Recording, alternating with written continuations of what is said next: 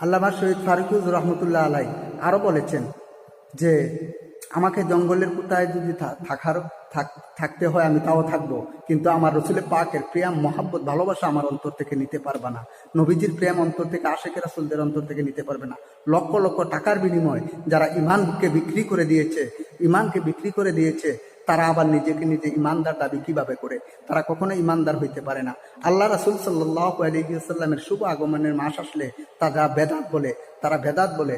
আমি বলবো, নবীজির শুভ আগমন যদি দুনিয়াতে না হইতো তাহলে আমরা ইসলাম পাইতাম না, নামাজ পাইতাম না, রোজা পাইতাম না, হজ পাইতাম না, জাকাত পাইতাম না, মসজিদ পাইতাম না, মাদ্রাসা পাইতাম না, কোনো কিছুই আমরা পাইতাম না যদি আমার নবী মুহাম্মদ রাসূলুল্লাহ সাল্লাল্লাহু আলাইহি ওয়াসাল্লাম এই দুনিয়ার জমিনে শুভ আগমন না করতো। আমার নবীজিকে শুভ আগমন করাইছেন একমাত্র আল্লাহ পাক রাব্বুল আলামিন। আমার নবীজিকে আল্লাহ এত মর্যাদা কিসের জন্য দিয়েছেন জানেন? আমার আল্লাহ নবীকে দিয়ে আল্লাহ নিজে প্রকাশ হয়েছে। নবীজিকে দিয়ে আল্লাহ পাক রাব্বুল আলামিন নিজেই প্রকাশ হয়েছে।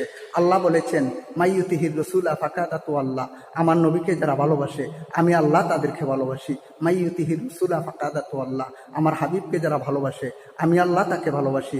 আবারও বলেছেন, মাইয়ুতিহির রাসূলা ফাকাদাতু আল্লাহ, আমার হাবিবকে যারা ভালোবাসে আমি আল্লাহ তাকে ভালোবাসি। আমার বন্ধুর সাথে যারা গুস্তাখি করে তাদেরকে আমি দুনিয়া এবং আখিরাতে মালাউন হিসাবে আমি আল্লাহ কবরে আনবো, এবং এই মালাউনদেরকে আমি আল্লাহ কবরে শাস্তি দিব। এই মালাউনদেরকে আমি আল্লাহ জাহান্নামে দিব।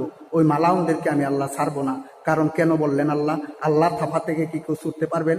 নবীজির শানে গুস্তাখি করে আপনি আল্লাহর থাফা থেকে ছুটে যাবেন, এটা আপনি কিভাবে বুঝতে পারলেন? আপনার টাকার বিনিময়ে টাকাটা চিনলেন, বাড়ি গাড়ি চিনলেন, ধন সম্পদ চিনলেন, বউ বাচ্চা চিনলেন, স্ত্রী পুত্র চিনলেন, সব কিছু চিনলেন, কিন্তু দয়াল নবীজিকে কেন চিনলেন না?